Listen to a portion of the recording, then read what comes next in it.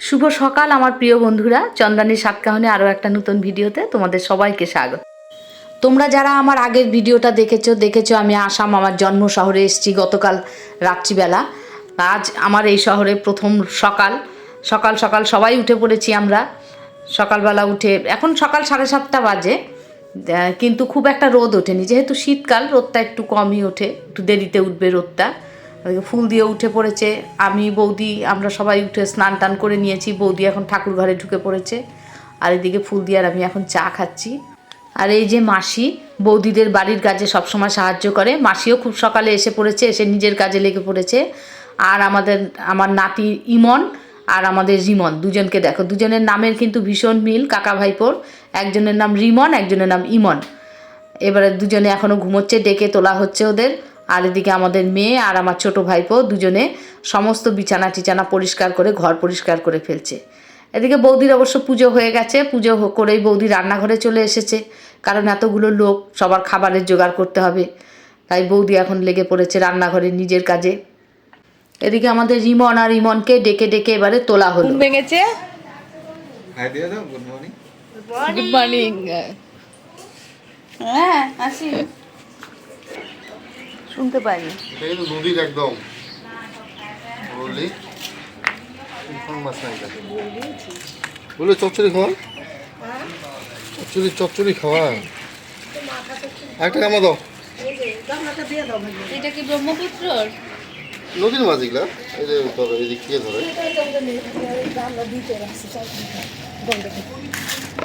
তোমারটা হইলো শোল মাছ করছিল, মাও ভালোবাসে। আর এ হচ্ছে আমার বড় ভাইপো নিজেও খেতেও ভালোবাসে, লোককে খাওয়াতেও ভালোবাসে, আর বাজার করতে ছোটোবেলা থেকে ভীষণ ভালোবাসে। সকাল সকাল উঠেই বাজারে চলে গেছিলো, এবার বাজার করে নিয়ে এসছে আমার পছন্দের বরলি মাছ, এখানকার শোল মাছ এনেছে, আর এনেছে এখানে বাবলা শুটকি বলে এরকে, শুটকি মাছ, বেগুন, চালতা আরও সবজি সব নিয়ে এসছে। এইদিকে দেখো আমাদের নাতি ইমন বাবু এতক্ষণে উঠে তার ব্রাশ করার কথা মনে পড়েছে, ব্রাশ করছে আর দুষ্টুমি করছে। আর মাসি এদিকে মাছ কাটতে বসেছে, আর মাসির পাশে দেখো তিনটে বেড়াল, যদিও এই বেড়ালগুলো আমাদের বৌমা পোষে, তারা বসে রয়েছে কতক্ষণে মাছ দেবে ওদেরকে। আর এদিকে আমাদের রিমন বাবু দুজন সকালের খাবার খেয়ে নিচ্ছে, আমাদেরও খাওয়া হয়ে গেছে। এবার খাওয়া হয়ে যাওয়ার পর আমরা একটু বেরিয়েছি। এই দেখো তোমাদেরকে একটা জিনিস দেখাই, এই যে মাঠটা, এই মাঠটাতে আমরা ছোটোবেলায় অনেক খেলতাম।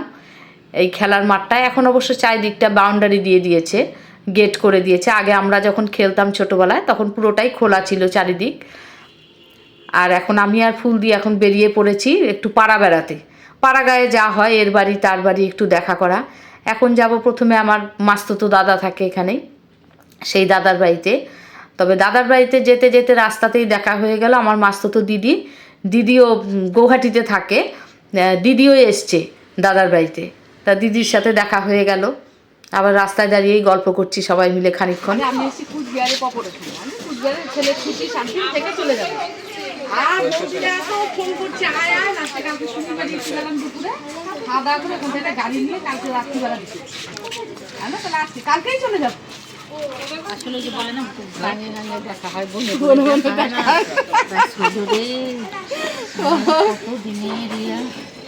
তারপর তো গেলাম গৌহাটিতে, তাও কয়েক বছর। রাস্তায় দাঁড়িয়েই অনেকক্ষণ গল্প করলাম আমরা। এই যে দাদার বাড়িতে যাচ্ছি, দাদার মেয়ে, এটা হলো আমার আর ছোটো দাদা, তার ছেলে, দিদি, আমরা সবাই মিলে যা হয় এক জায়গায় অনেক দিন পর দেখা হলে গল্প শেষ হচ্ছিল না। তারপর গল্প করতে করতে অবশেষে খেয়াল হলো না, আমরা তো বাড়িতেই ঢুকিনি, তারপর ঘরে ঢুকে গেলাম, ঘরে ঢুকে পড়লাম সবাই মিলে। এরপর এই আমাদের বৌদি এসে আমাদের সঙ্গে যোগদান করলো গল্পে, অনেকক্ষণ বৌদির সাথেও গল্প করলাম আমরা। এদিকে বৌদির সাথে গল্প করতে করতেই দেখো আমার ভাইপো আমাদের জন্য কিন্তু মিষ্টি নিয়ে চলে এসেছে, সবাইকে ভাইপোই মিষ্টি দিল। মিষ্টি খাওয়া দাওয়া হয়ে যাওয়ার পর আমরা আরও অনেক গল্প করলাম। আর আমার এই দিদি ভীষণ হাসায় সবাইকে, অনেক কিছু অভিনয় করে দেখায়, এইসব দেখাচ্ছিল। আর আমরা সেই যেন পুরনো দিনে ফিরে গেছিলাম, যেই ছোটোবেলায় যেসব করতো আর কি। এই দিদি ছোটোবেলা থেকে এরকম ভীষণ ইয়ার্কি করে, তা অনেকক্ষণ এত গল্পে মজে গেছি আমরা ভুলে গেছি বাড়ির কথা। গল্প করতে করতে দেখলাম না, আমরা মানে এখানেই এতক্ষণ সময় কাটালে চলবে না, আমরা আর এক বৌদির সাথে দেখা করতে যাব, তাই বেরিয়ে পড়লাম ওখান থেকে। বেরিয়ে আমরা চলে এলাম আর এক বৌদির বাড়ি। এই বৌদি অবশ্য আমাদের পাড়াতুতো বৌদি, কিন্তু এই বৌদির সাথে আমার আর ফুলদির সাথে ভীষণ একটা বন্ধুত্বের সম্পর্ক। চলে এসেছি বৌদির বাড়ি।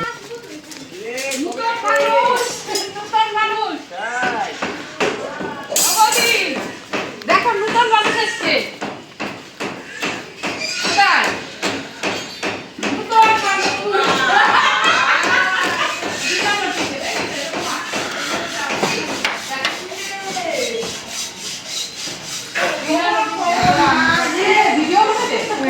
রান্না করবি? চিন্তা করে আসলি? আরে আমি ওরা জন্য 26 তারিখে এসেছি, 7 দিন ছুটি আছে, ছেলে থাকবো। এবারে 3 বেলা তো ফোনের পর ফোন। কালকে সুমি, তারপর সুমির বাড়িতে দুপুরে খাওয়া দাওয়া করলাম, করে ওখান থেকে গাড়ি নিয়ে রাত্রি 8টার সময় কালকে আসবো, আবার আগামীকালই যাবো। চিন্তা করো না, আমি আর ছোট ছোট না, বড়টা তো এখানে থাকে না, বড়টা থাকে গাজিয়াবাদ চাকরি করে।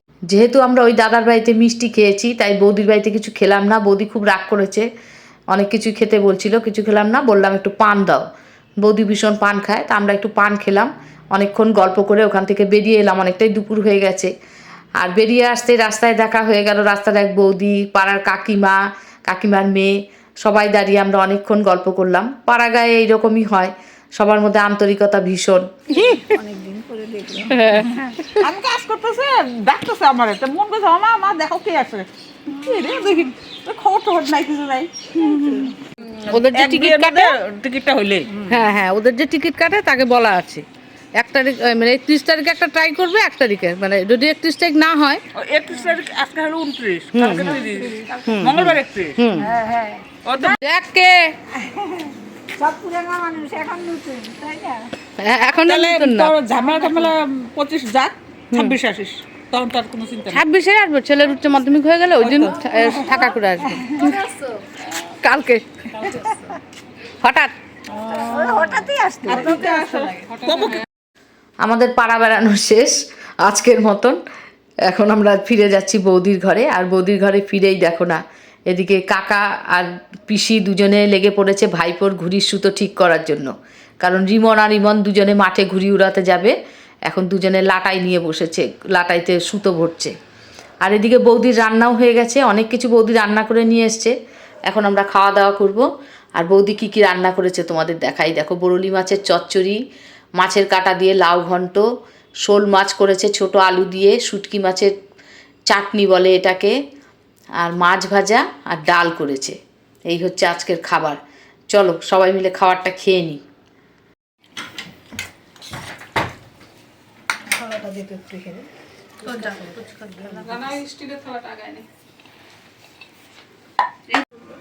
বাবা, এটা কিন্তু কাটা, হ্যাঁ সবই তো খাইতে চাইবি তুই, কাটা এটা। হ্যাঁ লাগানো তো, কুল মিক্স করা। কুটি কাকু আর তো তুতি তো করলো এতক্ষণ।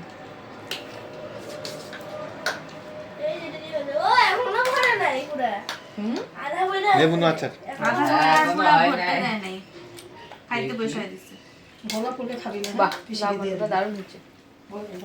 আমাদের খাওয়া দাওয়া হয়ে গেছে। খাওয়া দাওয়া হয়ে যাওয়ার পর অনেকক্ষণ রেস্ট নিলাম আমরা। এবার সন্ধ্যা লেগে গেছে।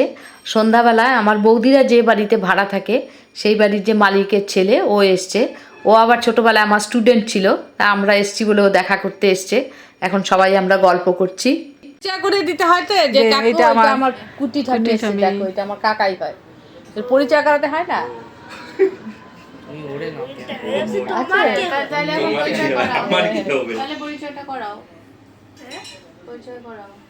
এই যে আমার কুট্টি ঠাম্মি, এই যে আমার কুট্টি কাকাই। কুট্টিকে কোথা থেকে আসছে? কলকাতা। কলকাতা। এটা কে? এটা আমার, এটা কে? এটা আমার পপো ঠাম্মি। আচ্ছা, তা ওইটা তোর কে হয়? আমি তো চিনি না। এটা আমার নন্দু কাকা। ও আচ্ছা।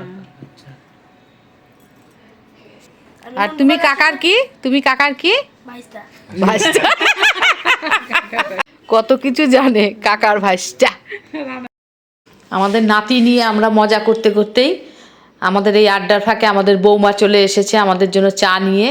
চা বিস্কুট। এখন আমাদের চা বিস্কুটের আসর বসে গেছে। ওর হাতটা মনে হয় ভাই মনা খাস না তো? ওর মা মোবাইলে ব্যাগের মধ্যে আছে দুধের চা ভালো। ও দুধ দিয়ে খাবে দে। ছেলে বলে কফি খাবে। কে? ভাই, তোমার ভাই। আমাদের চায়ের আড্ডা অনেকক্ষণ মিটে গেছে, এখন অনেক রাত হয়ে গেছে। আমার ছোট ভাইপো ও ছোটোবেলা থেকে ভীষণ ভালো আঁকতো, আর ওর আঁকাতে আমি সবসময় উৎসাহ দিতাম, আমি ওকে পড়াতাম। সেই জন্য ওর প্রথম আঁকাগুলো আমি ওকে শিখিয়েছি, সাধারণ আঁকা যেগুলো ছোটোবেলায় আঁকতে হয়। যাই হোক, এই করে করে ওর আঁকার প্রতি একটা ছোটোবেলা থেকেই খুব ভীষণ উৎসাহ ছিল, এবং আমি উৎসাহ দিতাম, এটা আঁক, এটা আঁক, তুই ভালো আঁকিস। এরপর পরবর্তী বড় হয়ে আঁকায় ভীষণ ভালো হয়, এবং আসামে অনেক কম্পিটিশানে ওর অনেক প্রাইজ আছে আসাম আঁকাতে। এখনও একটা ট্যাটু পার্লার দিয়েছে। তাই ওর ইচ্ছে যে আমাকে, আমি যেহেতু ওকে প্রথম আঁকা শিখিয়েছি, আমি ওর কাছে গুরু, ও আমাকে একটা গুরু দক্ষিণা দিতে চায়। তা এখন প্রথমে আমি অবশ্য রাজি হতে চাইনি, ও আমাকে একটা ট্যাটু এঁকে দেবে হাতে। প্রথমে ভাবলাম বাবা ব্যথা লাগবে, করব, কিন্তু আবার ভাবলাম ও আমাকে একটা গুরু দক্ষিণা দিতে চায়, ওর আশা, ওর আশাটা পূর্ণ করা উচিত। যদিও আমার নিজের শরীরের ব্যথা লাগবে এই ট্যাটুটা আঁকতে গেলে, তবুও নিজের শরীরে ব্যথা নিয়েও রাজি হয়ে গেলাম গুরু দক্ষিণা নিতে। তাই বসে গেলাম ট্যাটু করতে। এরপর চললো আমাদের ট্যাটু আঁকা। এই ট্যাটু আঁকা শেষ হতে হতে কিন্তু আমাদের রাত 1টা বেজে গেছে। যাই হোক, অবশেষে আমাদের ট্যাটু আঁকা শেষ হলো। আজকের মতো ভিডিওটা তাহলে এখানেই শেষ করছি। দেখা হচ্ছে পরের আর একটা ভিডিওতে। আর ভিডিওটা তোমাদের কেমন লাগলো? ভালো লাগলে অবশ্যই একটা লাইক কমেন্ট করতে ভুলো না। আর হ্যাঁ, আমার ট্যাটুটা আমার ভাইপো কেমন এঁকেছে সেটা কিন্তু তোমরা অবশ্যই কমেন্ট করে জানিও। তাহলে ভিডিওটা এখানেই শেষ করছি। দেখা হচ্ছে পরের ভিডিওতে। সবাইকে শুভরাত্রি।